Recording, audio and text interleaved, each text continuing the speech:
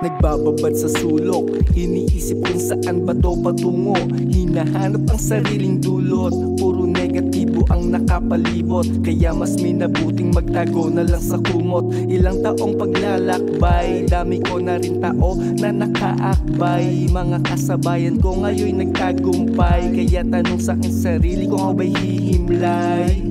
Tatapusin ng karera na sinimulan, gagapusin sa kadena ang pinagmulan.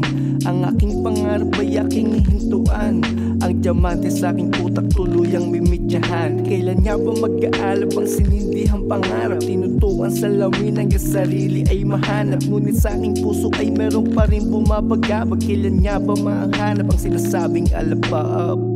Sa buhay may positibo, negatibo, at natural lang madihado, pero sigurado na dalawa lang ang paroroonan ng lahat. At yun ay ang hatol ng Ama na kung sa taas ka ba o ibababa. Yun ay pag nawala ka.